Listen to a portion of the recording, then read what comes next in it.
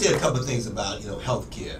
Some folks were like shocked when they found out that I was on the administrative staff of Beth Israel Medical Center. Some people in here knew it, others didn't. Of course, many, many years ago, that I had an opportunity to work in healthcare. So when it comes to healthcare, you'll find that I'm always involved in that issue because I just think it's just so important to strengthen our healthcare system.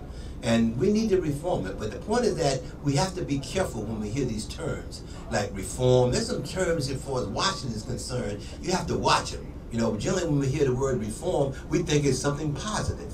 Even if you hear the word prayer in Washington, you need to be careful.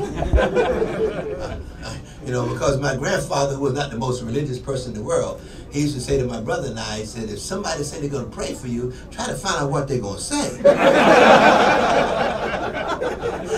They might pray if you break your neck. So the word reform in Washington, what it really means is just cut the budget. That's what it means.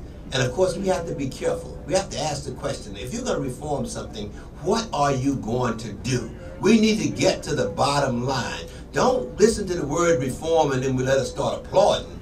We need to know, what are you going to do? And of course, in healthcare, we hope to be able to reform it, but at the same time, we have to recognize that it might cost more to reform it, but we will save money on the outer years. And that's the thing that we should not lose sight of. So don't get too frustrated when you hear that there might be a little increase because of the fact that if we're going to reform it and form it right, I do not see us cutting it at this particular time. It's going to take some resources. We're talking about in terms of technology, we're talking about all the kind of things that is going to require, IT, we're going to require us to spend money to get that infrastructure in place to be able to do the kind of things that we need to have done. I am one that believes that we should do it. So I want you to voice your opinion. When you bump into folks that are involved in government, let them know that yes, you're for reform, but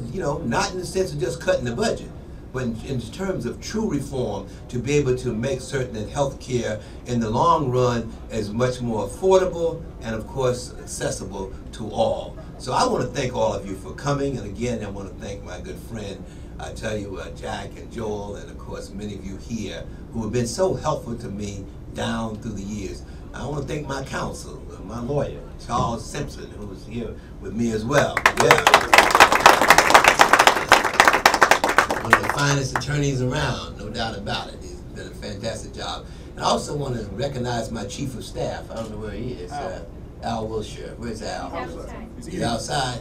All right, but anyway, I want to recognize him because he has done a superb job. When I'm in Washington, he's back here fighting the battles. So I wanted to recognize him. And I want you to know him because the point is that if you can't catch up with me, I want you to catch up with him. And then if you tell me you can't catch up with him, then I know what I have to do in the case of him. You know what I mean? But the point is that he's good. He's worked real well over the years. And of course, many of you know him from his activity in the community. He's on a lot of boards, and of course, he works very closely with you and those of you in healthcare. So thank you so much for coming.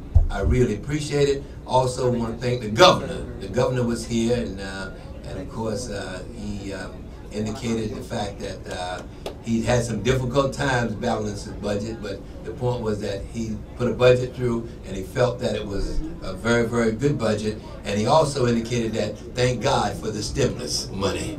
Yeah, thank you very much for coming.